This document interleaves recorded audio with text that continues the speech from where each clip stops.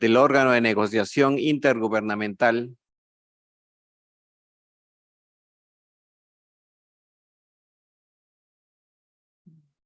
tenemos presencia física aquí en la sala. Los días anteriores y hoy han sido bastante extensos, así es que procuraremos tener una coordinación y una discusión lo más precisa posible sobre este tema tan importante que atañe a todos los países.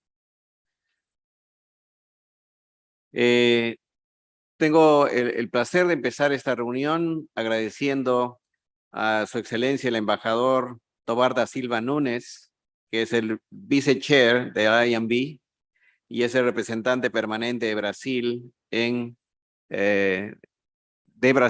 las Naciones Unidas en Ginebra. Y está conectada virtualmente la co-chair del INB, la doctora Precious Matsoso, a través de una conexión virtual. It's a great pleasure to welcome you, Your Excellency, Precious Matsoso. And I would like to ask you to please give your introductory remarks, and also apologizing for the late beginning of this session because we are in the middle of the Pan American Sanitary Conference. Okay, please go ahead. Good evening, the Regional Director, Dr. Carissa, Etienne, Excellencies, Honorable Ministers, INB Bureau members, Ambassador Tova, who's the Vice Chair of the INB, WHO Secretariat colleagues, ladies and gentlemen, it is my honor to address you, but I'm going to be brief because the person who's going to be addressing you is Ambassador Tova.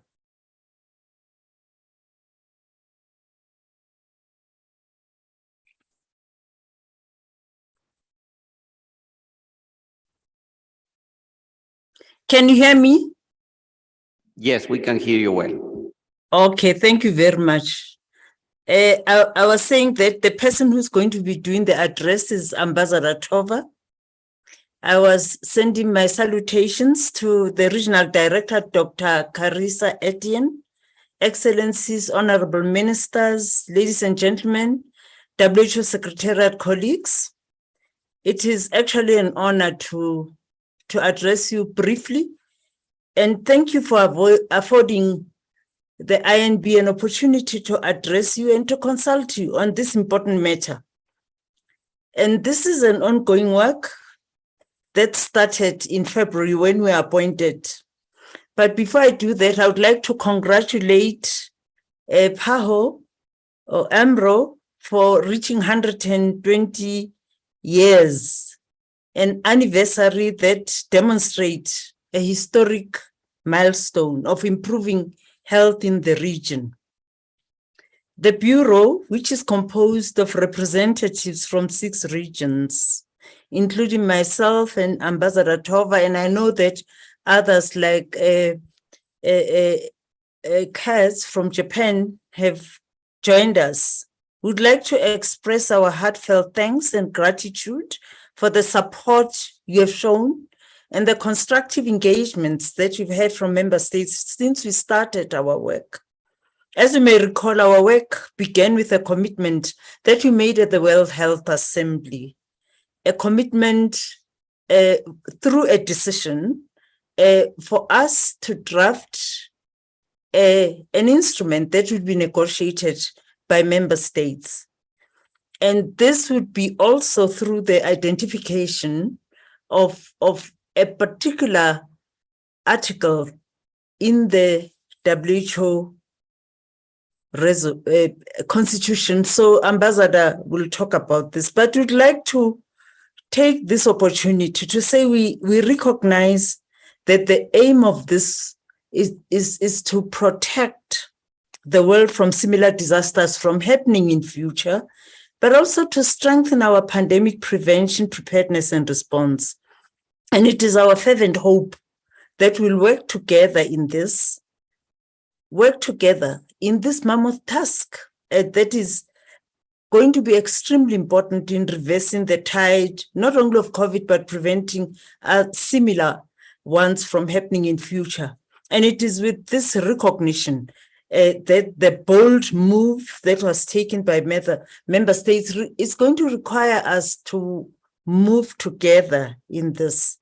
The World Health Assembly special session theme, that the world together, is sort of a very positive response, and it's appropriate in that no single country can defeat this and confront this problem alone. So it is for this that I would like to hand over to Ambassador Tova to address you, but to also say that we've already consulted 3 other regions, namely the African region, the Southeast Asian region, as well as the European region. So you are the 4th region that will be consulting, and I would like Ambassador Tova, who will be leading the discussions, to present and address you. Ambassador Tova, over to you. Embajador, por favor, adelante. Muchísimas gracias. Voy a hablar del otro micrófono, si puedo.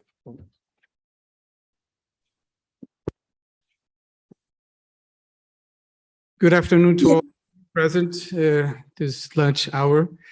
My greetings to Dr. Carré-Sétienne and Dr. Ciro Ugarte, through whom I would like to thank PAHO for the organization of these regional consultation session. As you know, we have been, I want to present something on the screen, but I need somebody's help.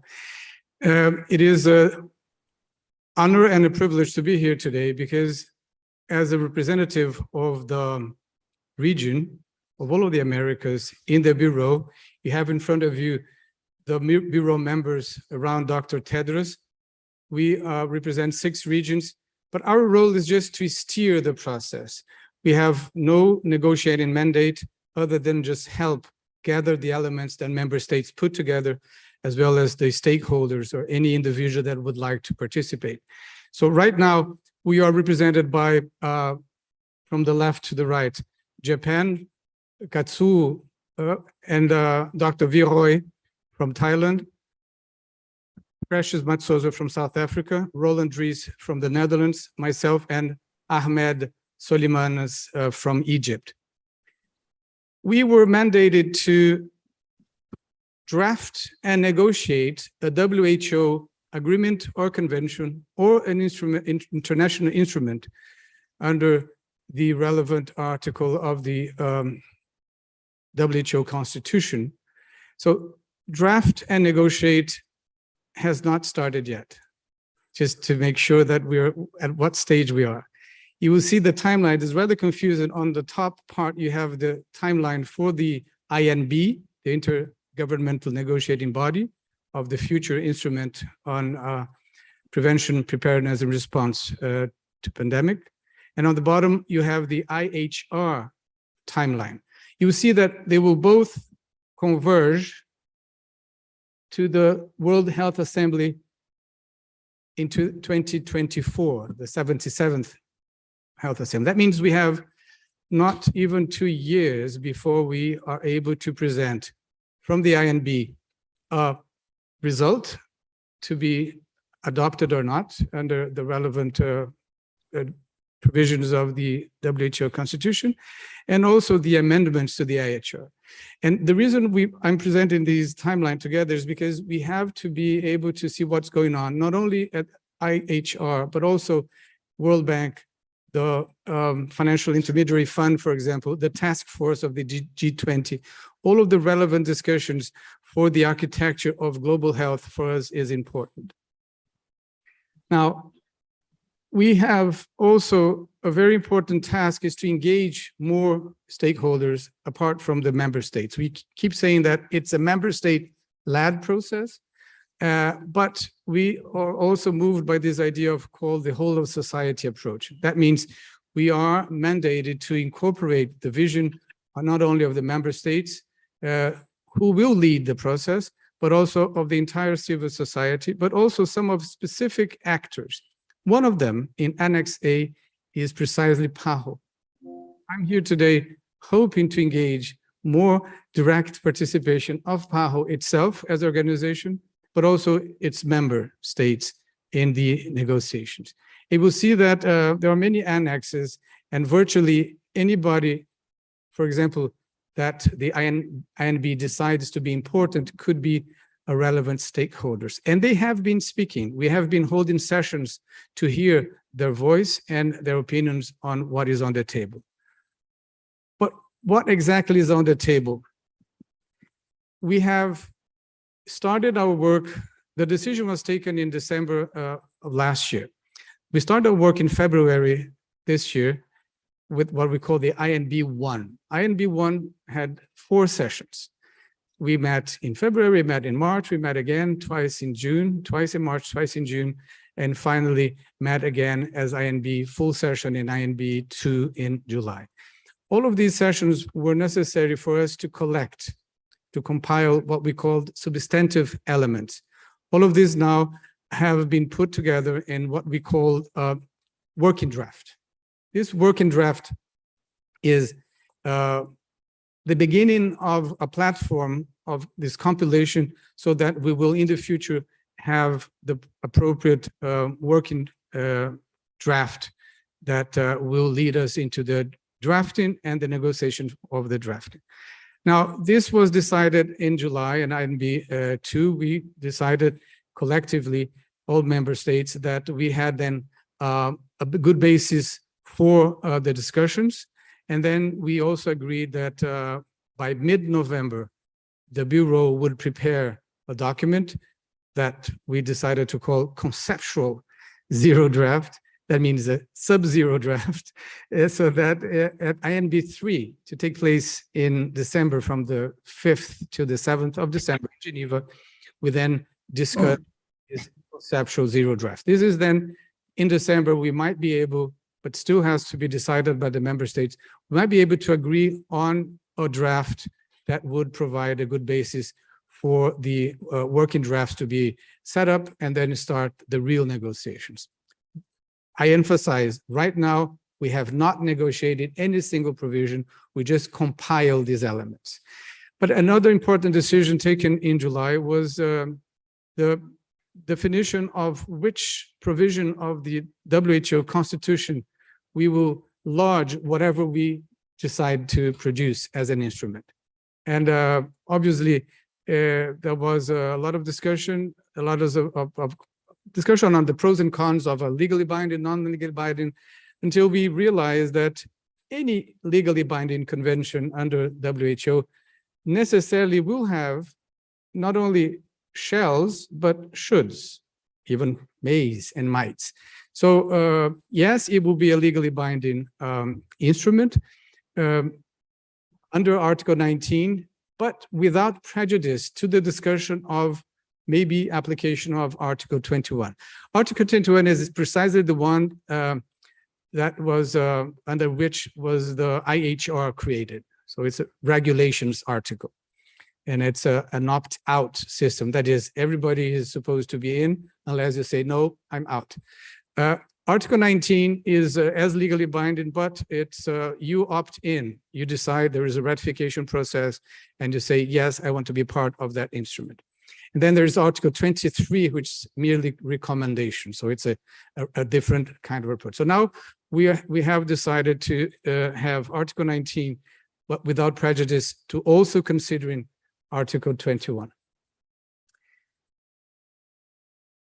So I will go rather quickly in interest of the time of the methodology. We were supposed then to collect what was called the substantive elements through a series of process, obviously through member states. So we held these sessions. Member states had a platform that they could digitally include their ideas and views. Also, they presented written submissions and stakeholders as well. We held public hearings. And so all of these elements were then collected and synthesized in what I call the working draft. Now, this I'm going through with you the parts of the working draft. This is what we have as what I call the compilation. The compilation has many parts, and it has first a vision. I'll allow you to read through, because in this vision, you have elements such as equity, human rights, solidarity, which was not really present under the current pandemic. And so we need to emphasize that. The idea of sovereign rights, but also differences in capacities or level of development. To my understanding, this is an essential element of our future instrument. We have to cater for the differences in capacities, both for the instrument, but also IHR. And so the idea also to put emphasis on universal health coverage, and so we can promote a better health and a better preparedness and response. Note that the decision talks about prevention, preparedness, and response, but during the discussions, it became obvious that we also need an element of recovery. Recovery, not economic recovery, but recovery of the capacity to prevent, prepare, and respond. So that's what we usually refer to PPRR. The last R would be recovery. These are the principles that were presented and agreed upon for the working document, the working draft. You have, again,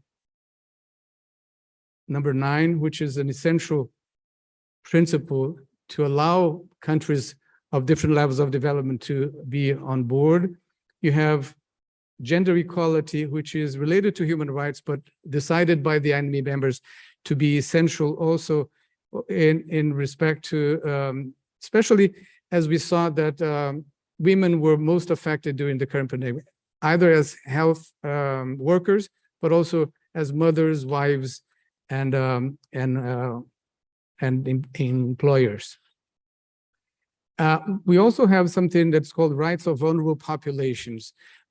We have realized that, for example, indigenous populations require specific responses, not only responses, but also they have been able to cater for the treatment of their own people, not necessarily using the usual pharmaceuticals that are made available. So they have their own traditional knowledge, so it's important also to incorporate that. These are the objectives of the instrument, put together as a list. Actually, you may ask, are these attainable? Are these implementable? We don't know yet. We are compiling ideas, we're compiling principles, objectives, but you will realize that we have made, for example, reference to prevention, preparedness, response, but also recovery, restoration of capacities for prevention, preparedness, and response. So these are the 4 objectives, actually. Prepare, prevent, prepare, respond, and restore. All right, apart from principles, objectives, vision, we also have general obligations. You're going to ask me, when are you going to get to the provisions? Wait, they will come. We're still at this preambular necessary sections of any international instrument. The obligations are actually, as it would be natural, reflect some of the principles and also the objectives.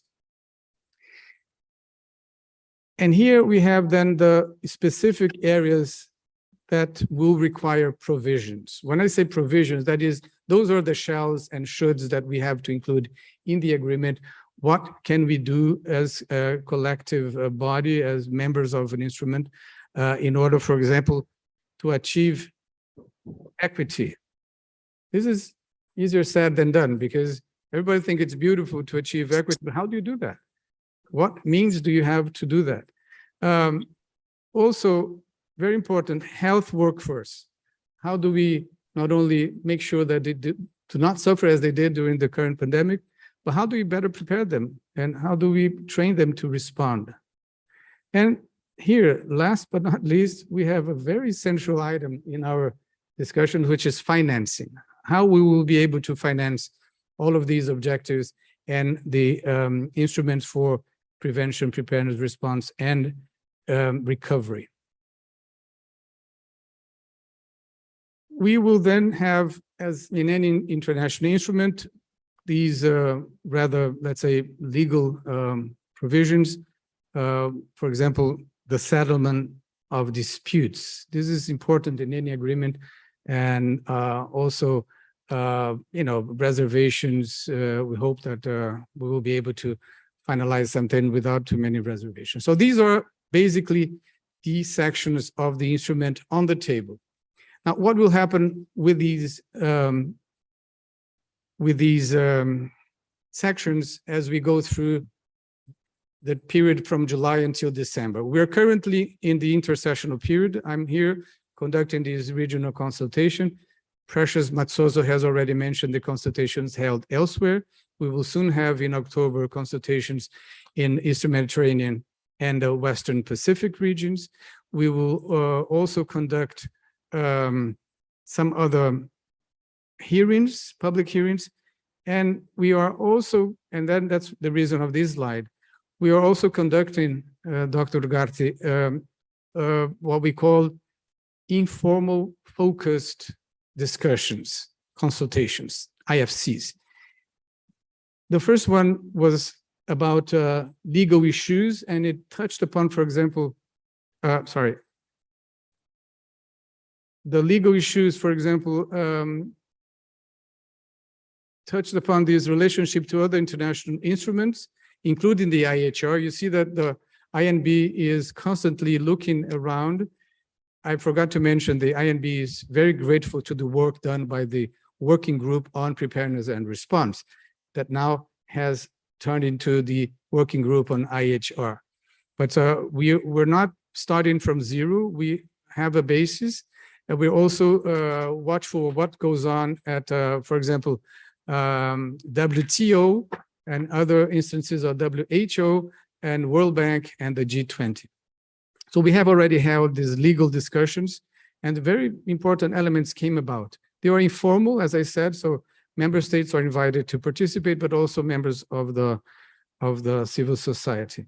We're going to have, we're going to have one on IP issues, intellectual property, essential again, in order to strike a balance between continuing to encourage research and engagement of the private sector and investors in health, but while making the necessary adjustments in order to save lives.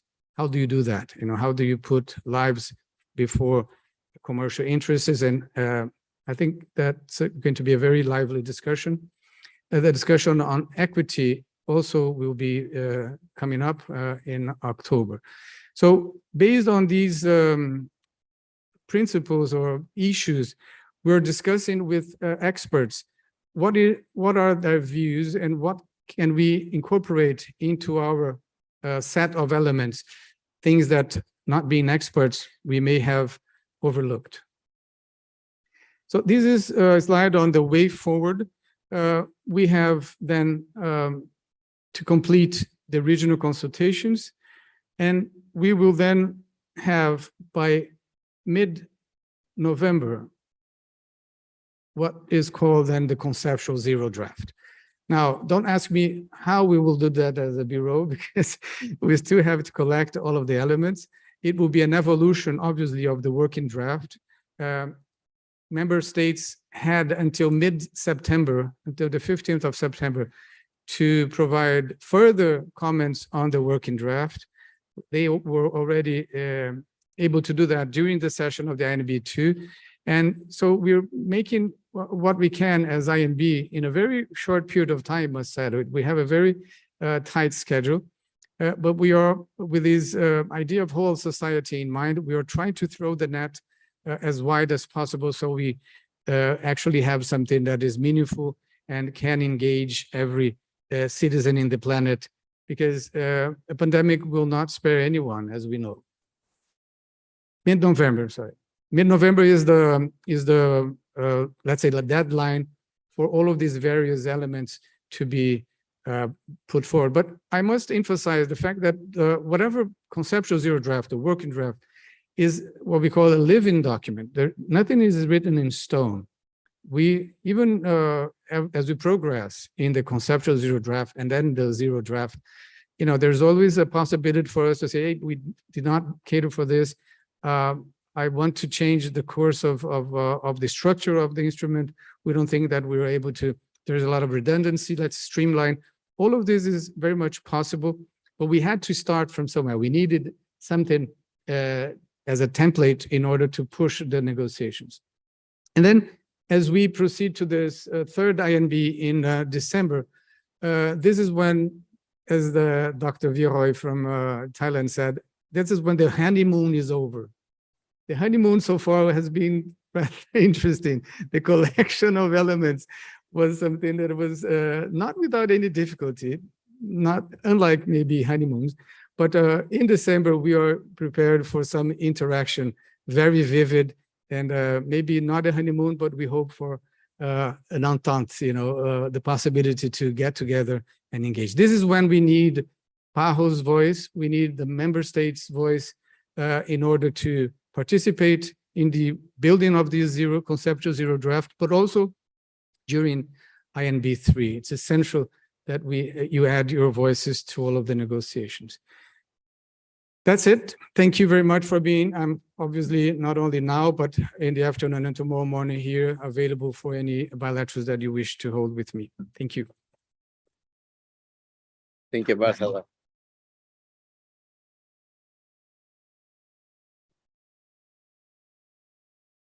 Muchas gracias, embajador.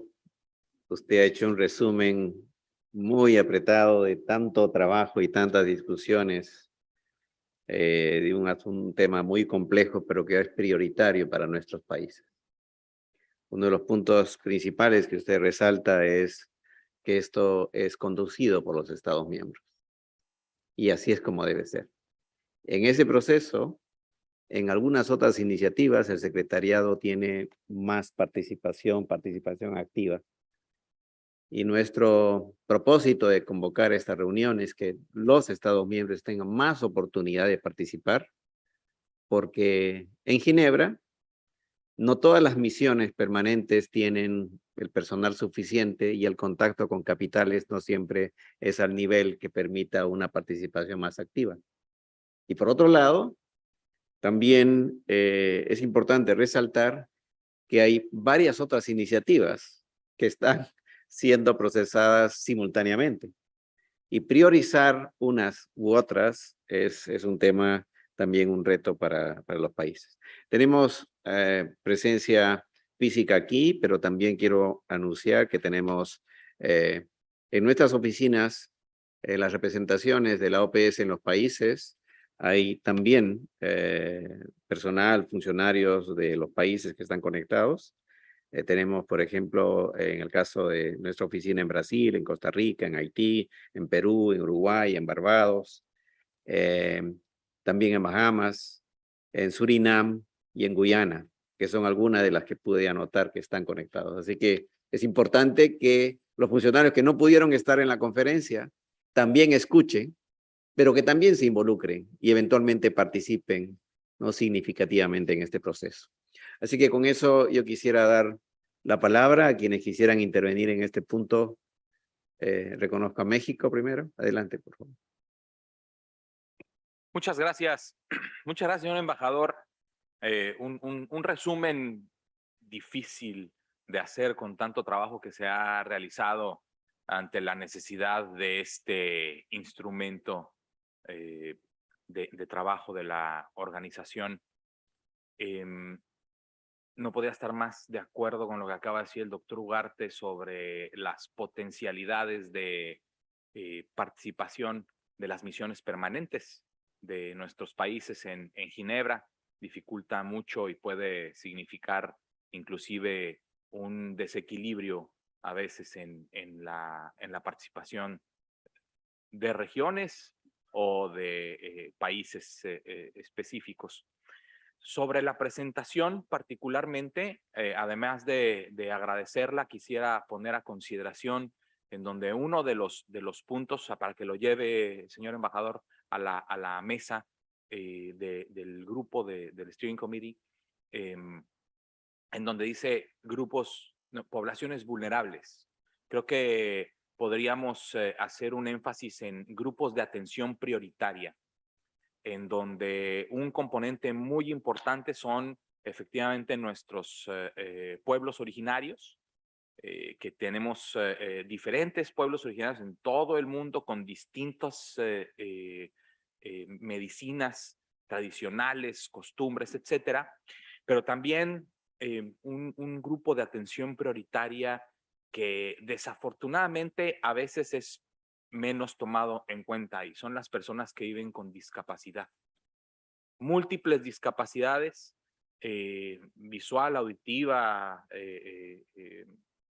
etcétera, ¿no? Que hay una población importante alrededor del mundo y que me gustaría ponerlo así a consideración para poner grupos de atención prioritaria o atención a grupos prioritarios en donde tengamos ese énfasis en la atención a estos grupos prioritarios.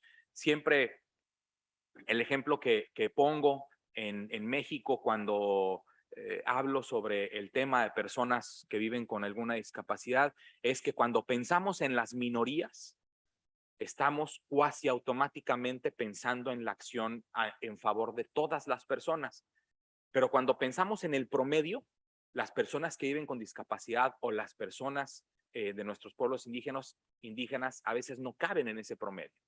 Y el ejemplo muy, muy claro es la atención para mastografía, ¿no? Una mujer usuaria de silla de ruedas que va a su unidad de salud a hacerse una mastografía y resulta que el mastógrafo llega hasta aquí. Y entonces ese trecho de 20, 30 centímetros le quita su derecho, le quita su autonomía, etcétera. Y eso es lo que siempre quisiéramos ver en cuanto a este tipo de personas prioritarias que viven con una discapacidad. Muchísimas gracias, señor embajador. Gracias, Ciro. Espero que haya tomado ya lunch, señor embajador. Si no, pásenle uno, por favor. No sé, que ya nos hizo una gran presentación. Muchas gracias. Muchas gracias. Sí, el señor embajador, además, viniendo de Ginebra, tiene horas de diferencia que pueden comprender, pero está muy activo, ¿eh? Está muy activo. Canadá, señor presidente, adelante. Thank you, Cyril. You know, I'm wearing my Canada hat right now, not President hat. First of all, Ambassador, thank you so much for coming here and providing this presentation. I think the principle is always really important among all the other principles that you had there is the principle of engagement and in this case, regional engagement with all of us, you representing us, frankly, in the region on the Bureau. It's really important that we have these, not just at a time like this at a PAHO annual meeting, but on a regular and ongoing basis, and probably on a more frequent basis, frankly, as the negotiations intensify, I think will be very important. So just a couple of questions, comments. One on that issue of engagement, and just picking up a little bit on my colleague from Mexico, how important it is to think about all the different types of groups that need to be engaged. And I think it is important that there is a balance between what we try to do as PAHO and a region and also as national governments, what we try to do in our own domestic engagement. And there are all kinds of categories of people that need to be engaged. But another one that I want to highlight is youth, young people who are going to be the ones who wear whatever gets decided and have to implement that in their lifetimes. And the extent to which we have a really dedicated approach as a region and maybe even a model for the world of how we would engage all kinds of groups, but including youth, I think would be very important. Secondly, on the conceptual, I don't know if that's the first ever that's existed, this concept of a sub-zero draft. But it is novel. It is interesting. I'm still not quite certain that the deadline of mid-November will be met, but perhaps it will be. So those discussions in December can at least address what we see at the sub-zero level. It will be, I think, really important that we get a good working draft, zero draft, a zero draft as soon as possible, so that. Like everybody else, I'm sure in the room, every other national authority, we have to engage our political masters, and we need to get their support for this this process and to be able to give them something substantive that they can think about is going to be really significant for us. Thirdly, I don't know if you really touched on it too much, but I think an ongoing question I have is understanding the concept, of the parallel process that is happening with these negotiations on the one hand and the IHR amendments on the other hand. And of course, the IHR amendments process is moving at a faster pace. And although I know the end date for adoption of changes are still hopefully at the same time, WHA 77 in 2024, I'm not particularly, based on experience, shall we say, that I'm pretty confident the IHR amendments process will be ready for decision at that time. Not so convinced that the pandemic instrument one will come to its conclusion. So we need to think about that timing issue, but justify, not more importantly, about the understanding of what is distinctive between the IHR amendment process and the issues being addressed there, and what we're trying to address through this pandemic instrument. So we avoid duplication. I know that's been a constant issue in consideration, but it's something that I think is very important for us to keep in mind. And then lastly, I think we saw in the WHA, as you recall, and others will recall, we saw the WHA in May, how easy it is for the conspiracy theorists to start talking about an issue like this as being speaking of the principle of sovereignty being given away to the WHO as a result of this process. I think it's incumbent on us negotiators to really spend an ongoing and focus on an ongoing basis on how important it is to address and deal with disinformation and misinformation around this process, and to be in fact ahead of the curve, if you want to call it that, sort of not just anticipating that it's happening, it's already starting, but in fact being aggressively out there to ensure that our publics are fully informed as much as they can be about what this is and what this is not. So that we can not be constantly behind in trying to address, as social media so effectively does, supporting and addressing the conspiracy theorists' approach out there. So thank you very much again. So important. Thank you so much, Canada.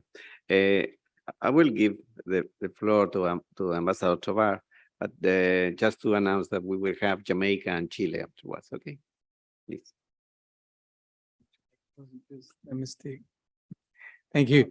Now, Ciro, I was just afraid that having this regional consultation at lunchtime would not allow for very active participation. I was wrong, and I on purpose reduced my presentation time in the interest of time, and having heard the president saying that everybody should be here by 2:05. Thank you very much for the comments. I will address first Mexico's comment, and I think it's of the utmost importance. This is when you think that you have collected everything, but you realize that there is room for improvement. This is the idea of the living document. And I think that I take your suggestion and I'll bring that to the discussions in Geneva.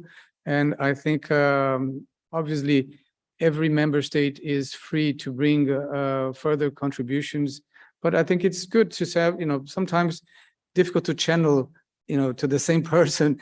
It's obviously more enriching if you open up the dialogue and the consultations to others that are present. This is exactly the purpose of my coming here and strike this dialogue directly with you. Thank you very much. I'm very much in the same wavelength as you, as those groups that need attention.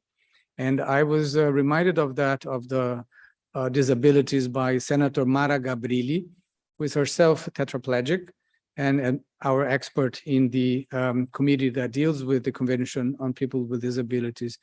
And she constantly reminds us that you have to address that everywhere. She's going to Ukraine, for example, in November, because she is receiving people with disabilities from Ukraine that were not able to be to have the attention that they merited. And so we're opening that sort of humanitarian door for them to be treated in Sao Paulo and continue their work in therapy. And so thank you for reminding that. And we also know that Mexico, like Brazil, has a number of communities, and they're not all alike. They all need different attentions.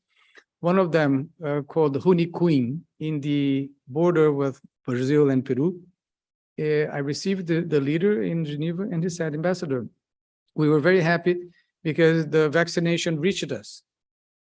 But we would have been happier if what we did in order to save some lives would also have been taken aboard. And so we took note of that. And obviously, our Minister of Health is aware of that. And there is a presence of the Brazilian state in that region through military health and many agencies. And so we're trying also to see how much attention we do that. We're doing that, for example, when we receive immigrants from Venezuela, we realize that they need more than just shelter, jobs, and integration and documents. Some members of some communities need more than that. And sometimes it's not even integration. They want to be in their own culture. They don't want to be integrated to a different culture of their own. So you have to respect that. Obviously, very difficult to do that universally. But if you don't keep that in mind, it will be difficult to reach that goal of catering for different groups of attention. There's another one that you mentioned only marginally, which is the mental disability. Mental disability is something that's less obvious. You look at the person is able to speak and write and walk, but then not with the, let's say, the frequency or the assuredness that you would consider to be expected. And that is something that causes a stigma. Person is unable to hold a job, unable to function socially to an optimal level. So that is also in our mind. And the pandemic has actually exacerbated the situation of people with mental disabilities. Mental disabilities also being a large group of difficulties, including everything from what we know, from depression and anxiety, but all the way to psychosocial disabilities or all dysfunctions. Thank you, Canada, for your inputs, and we are used to the outstanding, positive, constructive, but very painstaking comments made by Canada in Geneva that sometimes poses a problem to the Bureau, because Canada is a champion of streamlining and being objective. So why put something in the instrument that is not going to be implementable?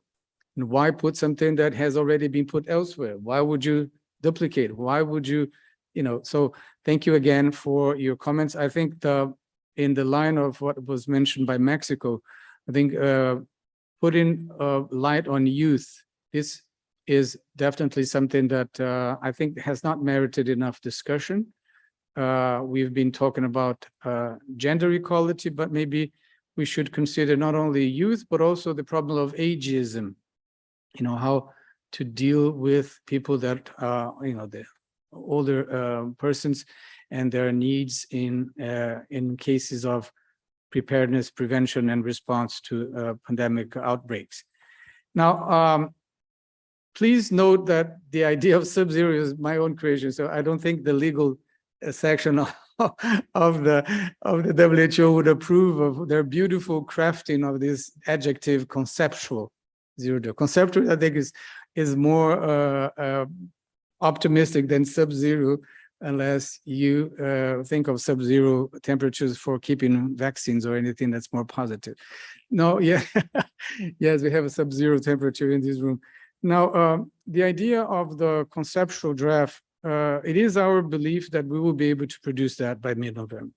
How conceptual that will be and how much of a draft that is, obviously open for discussion in December. But it is our duty, and as a Bureau, since our mission is to help and steer the process, we will produce a paper formally called the Conceptual Draft and Zero Draft, and then in December, we will then offer that as a contribution for the INB to further discussion. As I mentioned, there is a part of the INB members that expect already in December for us to move into drafting committees in February. I'm not going to say whether I believe this is feasible or possible. The current deliverable timeline does not include that in December, but rather in February. But we will see. You know, it depends on how we are moved by the discussions. But I think that's possible that we're going to have these lively, vivid discussions in December around the conceptual zero draft. Now, concerning IHR, I was unfortunately not able to spend too much time discussing IHR because first, I'm not a member of the IHR Bureau. And but we are obviously aware of what's going on at the working group, but the working group has not met yet. Supposed to meet sometime until November, I think. And so we have now the review committee meeting on the 6th of October, and sometime the working group will then have to meet to start appreciating all of these suggestions, proposals for amendments that are supposed to land on the table of the Director General by tomorrow. But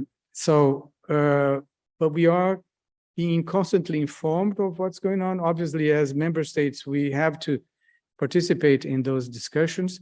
I think there is a very good level of leadership in that discussion from those that already led the way in the WGPR.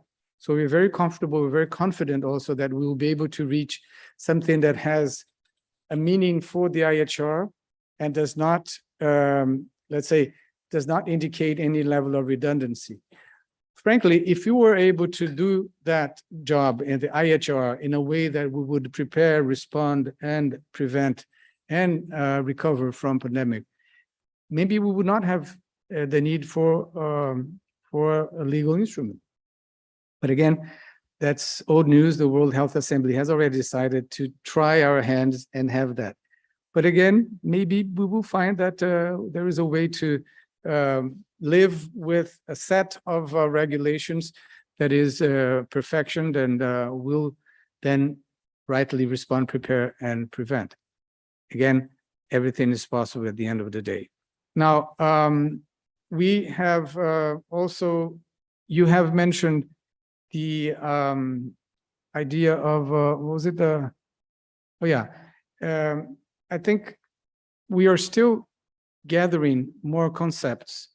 And in theory, we know that we have collected substantive elements that may look appropriate, may be substantive, but they haven't been tested. That's why we need the help of experts in order to see if they are implementable, if they resist science. Because not only we have a negotiating process, which is member state led, with the whole of society, based on efficiency and inclusiveness, but also based on science. So all of these elements, you have to move in that direction. And sometimes you have to privilege efficiency and be inclusive in a manner that you are efficient and legitimate. But you are not allowed not to be based on science. So these are the considerations that moves us in the negotiating process. Thank you. Thank you, Ambassador. We have Chile and Argentina. Chile, please.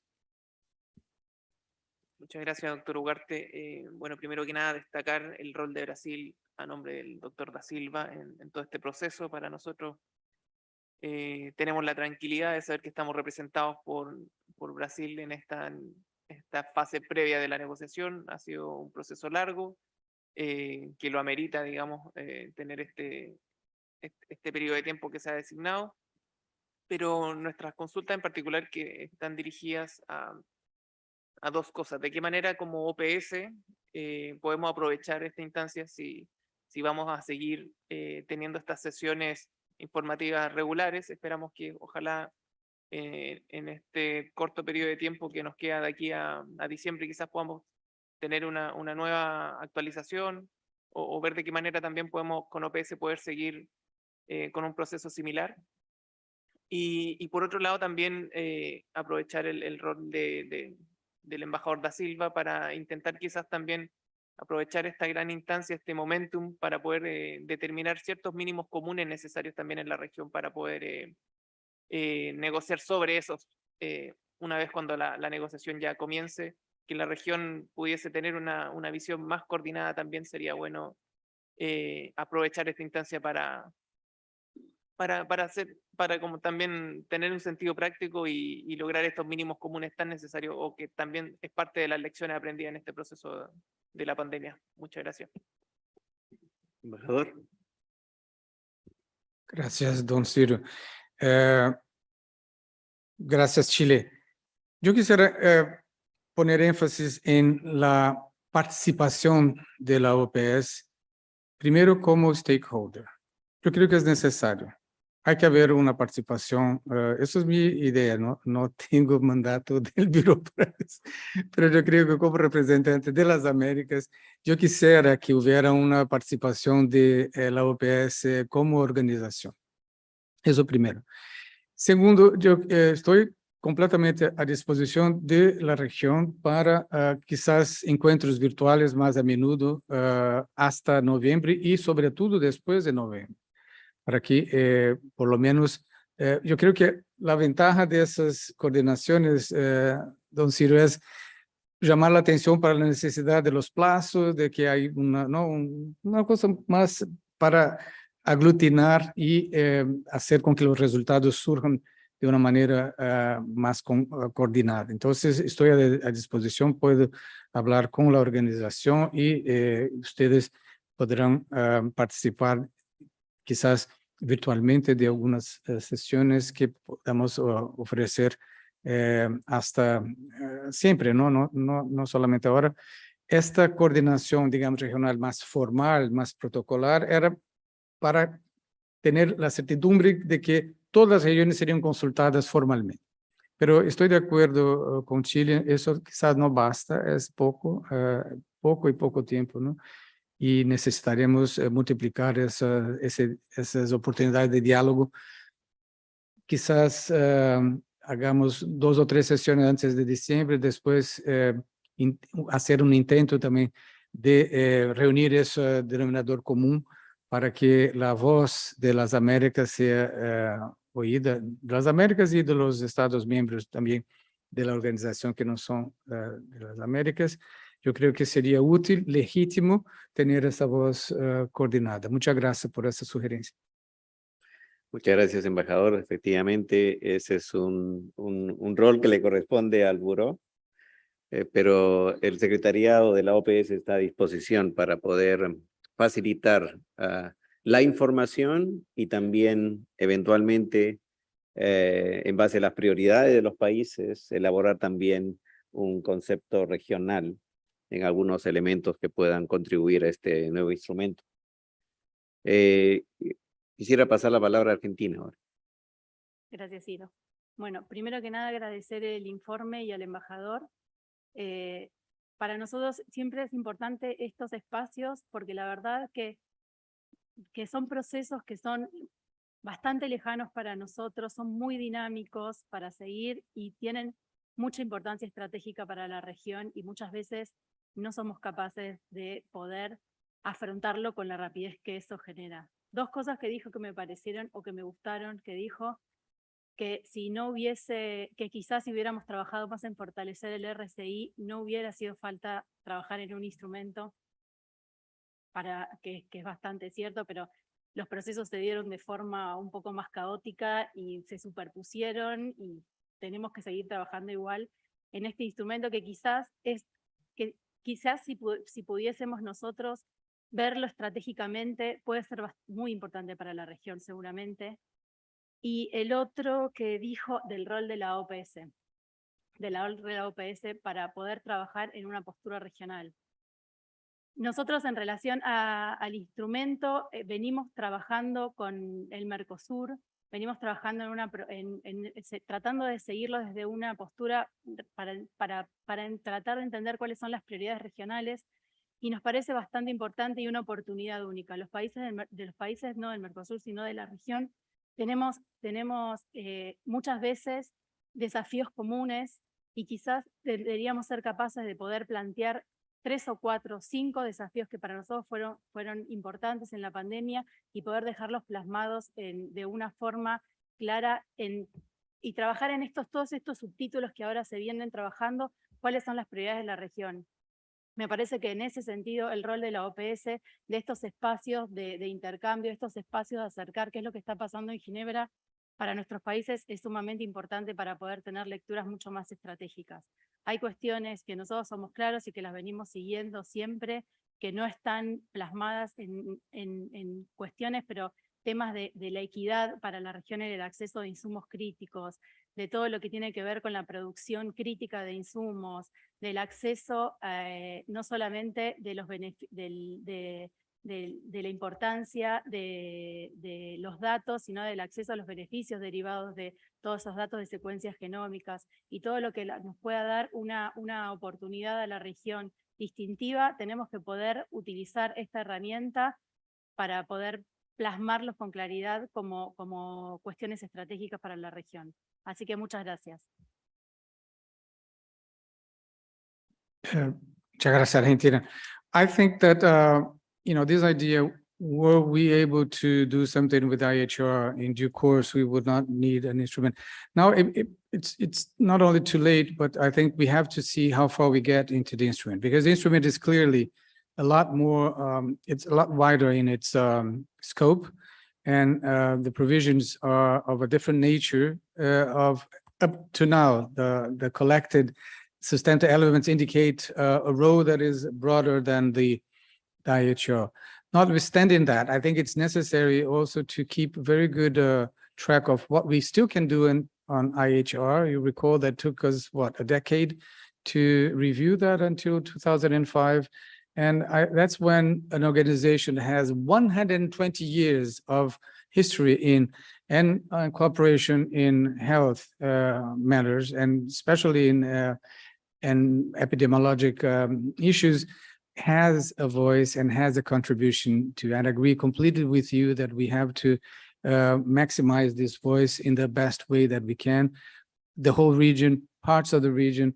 I am aware of the very constructive role of Mercosur and the IHR. And believe me, Argentina has one of the best teams in Geneva. Not only the ambassador is outstanding, but Jimena, a colleague there, is constantly bringing about issues that are very much of importance. So we're also happy to interact with many of you are very well represented. Do know that in Geneva, currently, we are coordinated by Haiti. Is doing a fabulous job at least in Geneva, trying to get the region together. We were helped by the US, for example, holding also meetings, Canada, and we were formally helped by Guyana, which was also exceptional in its effort to coordinate. So we're trying already in Geneva also to keep the missions in dialogue, but I think it's necessary to throw this net to this side of the hemisphere that I represent at the Bureau, so that we can have these fresh elements from you. Muchas gracias. Muchas gracias, embajador. También un comentario respecto a ese proceso. Que efectivamente, los considerandos de la aprobación del INB indican varios análisis, ¿no? Y el proceso de enmienda del Reglamento Sanitario Internacional está en marcha. Como dijimos en la presentación anterior, hay tiempo hasta mañana para presentar propuestas. La siguiente semana se reúne el Review Committee, Comité de Revisión, y hay un proceso que va seguramente a estar en paralelo en relación con los comentarios de Canadá. Pero nuestra participación, para enfatizar lo que dice también el embajador, nuestra participación como países, como región, en el desarrollo de un nuevo instrumento es de vital importancia. Y a veces escuchamos al embajador y nos parece escuchar a un agente de salud, ¿no? Un profesional de la salud, y discutiendo temas con profundidad como juventud, como tema de discapacidad. Es decir, es una conexión tan buena, y nos da orgullo que el embajador nos esté representando como región en el INB, porque estoy seguro que va a lograr unir todos esos esfuerzos de la región. Y al mismo tiempo reconocer que efectivamente, si es que nosotros no estamos en la discusión como países, en un instrumento que es de tanta importancia, luego que se discute en la asamblea correspondiente, va a ser demasiado tarde. Y podríamos correr el riesgo de que no sea, que solo sea un documento en papel y que no se implemente. Y ese es uno de los retos también que tenemos con el Reglamento Sanitario Internacional, ¿cierto? La implementación, la aplicación del reglamento y de otros instrumentos, que es también de vital importancia. A veces decimos, lo único que falta es un documento, una resolución que diga, cúmplase todas las existentes. Y con eso quizá estaríamos mejor. Pero bueno, estamos en un proceso de diálogo y de discusión tan profundo que todavía tenemos mucho por delante. Y buscar soluciones a problemas que no hemos descrito suficientemente bien hace que busquemos soluciones por varios caminos paralelos. Pero bueno, ojalá que encontremos una solución en este proceso. Embajador Tobar da Silva Núñez, quisiera darle la oportunidad de hacer sus comentarios finales, porque no veo que hay otros países que quieren intervenir aquí. Adelante, embajador. ¿Brasil? Perdón, Brasil, no lo había visto. Adelante, Brasil. Obrigado, Ciro. Bem, queria fazer uma rápida intervenção, fazer em português que a gente tem interpretação. Bem, como os senhores sabem, o Brasil está muito engajado nesse processo do INB, que inclui um desafio importante na capital de coordenar diferentes ministérios e escritórios públicos para apresentar uma posição coerente nas negociações. Isso já é um desafio, entendo, inicial, né? Também estamos em coordenação com instituições importantes de saúde pública no país, como a Fundação Oswaldo Cruz, com vistas a fortalecer nossa posição. Bem, minha consulta seria sobre um tema mais específico. Na visão do Brasil, a pandemia deixou e continua deixando muito claras as grandes desigualdades que houve no acesso a vacinas e continua havendo, né, no acesso a vacinas, medicamentos e outros insumos de saúde. Para além dos graves problemas que nós verificamos na distribuição e dos desafios que precisamos enfrentar a partir das lições aprendidas na concepção e implementação do ACT Accelerator e da COVAX Facility, entendemos que a região das Américas também está determinada a fortalecer a produção local. Gostaria de saber, na visão como coordenador do INB, como o senhor antecipa as discussões sobre temas de acesso, produção local, transferência de tecnologia e questões de propriedade intelectual.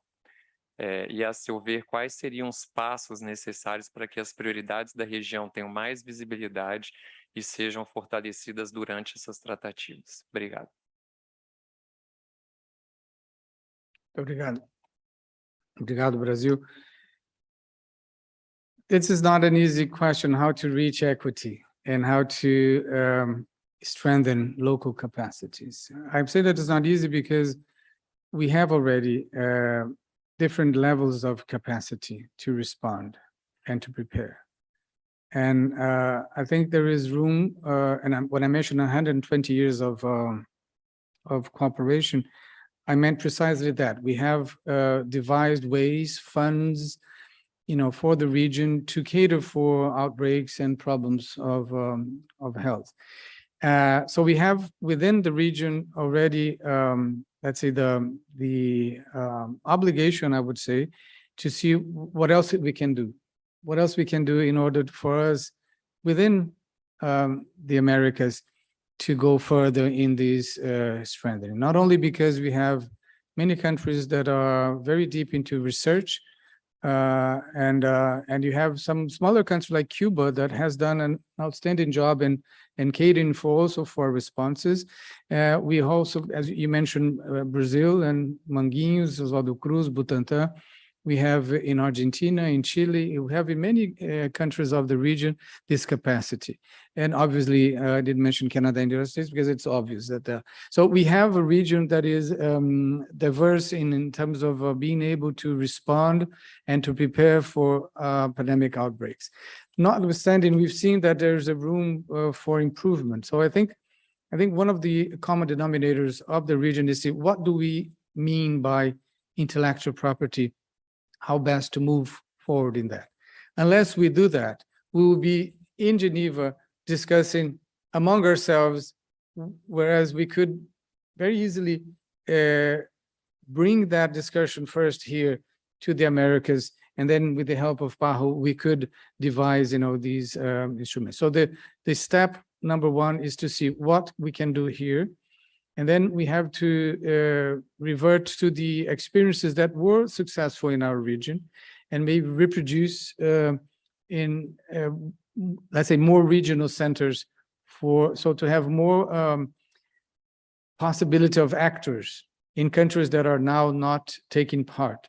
And that's easy, maybe divisible if you, for example, instead of working only on IP, you work on transparency first. Transparency is essential.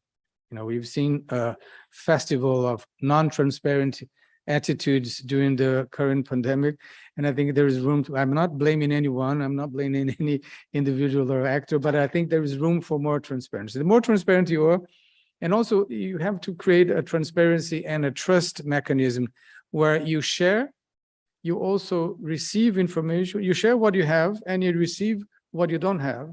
And I think that if you devise an instrument that it can be outside the region, very easily done in order to be able for countries that have already some research to share with those that do not have, so that they are empowered and we do this sort of a mutually beneficial transfer of technology instead of being sort of a charity where you give me because I don't have and then you pay me because I don't have enough money. I don't think that has worked in many other instances.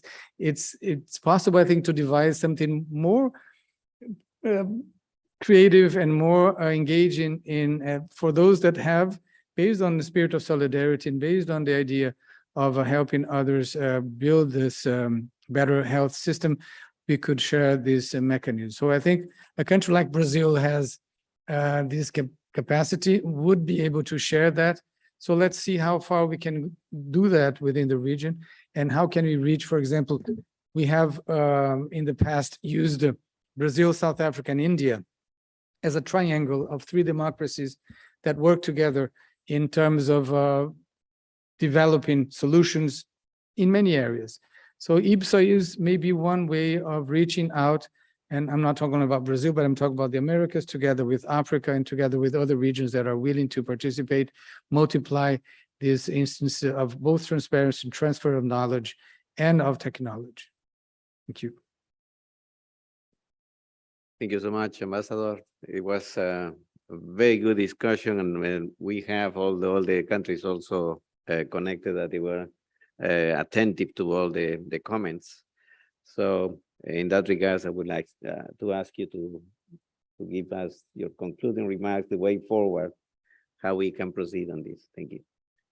Thank you very much. Once again, thank you very much for all of you present here today, those online. My special salute to Precious Matsoso, our dear coach, and also to Roland Dries, my colleagues from the Bureau. Hello, Katz.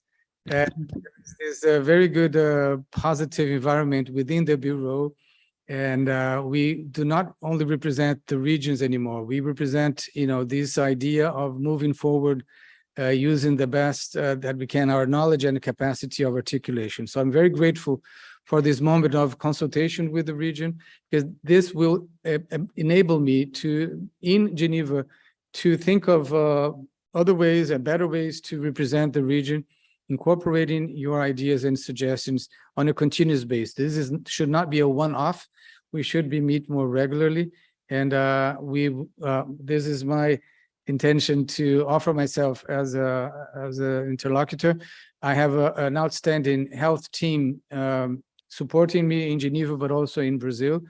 And so my wish is to continue in that line of working together so that we can produce an instrument of relevance. Dr. Ugarte mentioned the importance of this instrument. I think some of us may prefer not to think of how important it is, otherwise we will not have an easy sleep at night. But we are certain that we have a mission, and we will do our best to fulfill this mission until May 2024, when we finally meet to discuss the final approval of the instrument. Thank you all very much. Thank you so much. Bye-bye. Minutes to resume the conference. Thank you so much. Thank you, Ambassador. Bye-bye. No, I was saying goodbye and thank you so much for inviting us, and we look forward to working with all of you under the leadership of the region, under the Ambassador Tova. Thank you very much.